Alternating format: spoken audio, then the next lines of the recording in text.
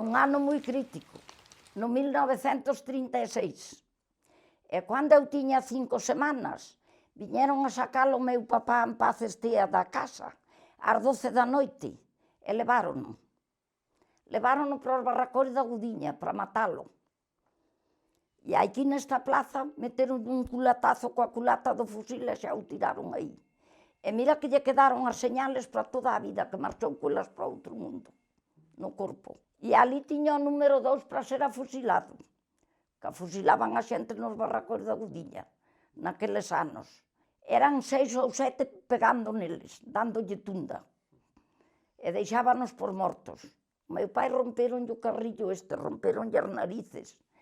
Estaba desfeito. Despois veu o cachafeiros aquel e veulle mirando todos os que estaban, porque os tiñan tirados encima dos sacos de cemento, ali deitados.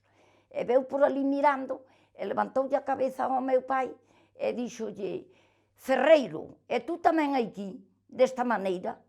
Entonces xa o sacou dali. E díxolle a unha criada que tiñan, que despois viviu aquí no pueblo, que se chamaba María e era portuguesa, e díxolle: suba arriba a casa e preparalle un café con leite, e tome e traillo. E levoulle o café con leite, pero non o pudo tragar porque se lle caía todo. Pero, bueno, gracias a Dios quedou vivo e quedou iso. Pero levou as señales da tunda que lle deron no corpo para outro mundo. Tiña as espaldas todas e o peito e todo, non penses que foi como que era. Despois da guerra andaban vigilando todo, non podías abrir a boca con naide, non podías cantar un cantar, non podías ter unha radio en casa. Andaban arredor das portas escutando a ver quen tiña a radio. Despois houve que meterse no contrabando para poder vivir e ter algo para comer, a pasar sacos de café, a pasar sacos de fariña para comer. A xentiña iba a Portugal a comprar o pan cocido para comer e darlle aos fillos, que aquí non o había. Eu guardar as vacas e as ovellas, mentre fui pequena. E se iba a mañá á escuela, xa non podía ir á tarde porque tiña que ir coas vacas e coas ovellas. E despois, cando fui máis grande, que tiña 12 anos, cunha parexa de vacas e un arado de ferro arando as leiras.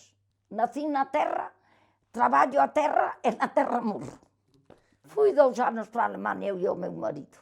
Non foi boa experiencia, volvíme para España, en España estuve e estou. Fomos para experimentar fortunas. Todos emigraban para a Alemania, para a Suiza e para eses sitios. E o meu marido dixo: vamos a irnos tamén. Pois vamos. Deixamos a filla aquí, que tiña 7 aniños, quedou aquí cos meus pais e marchamos para a Alemania. Estuvemos ali eses 2 anos, pero eu, ao cabo dos 2 anos, vime para casa para onde a filla, non quixen volver para a Alemania. Ele ainda volveu hasta o 75. No 75 veuse definitivamente, porque lle dixen que iso que non era vida. Ou se viña para aquí, ou íbamos eu e a filla para ali, das dúas unha.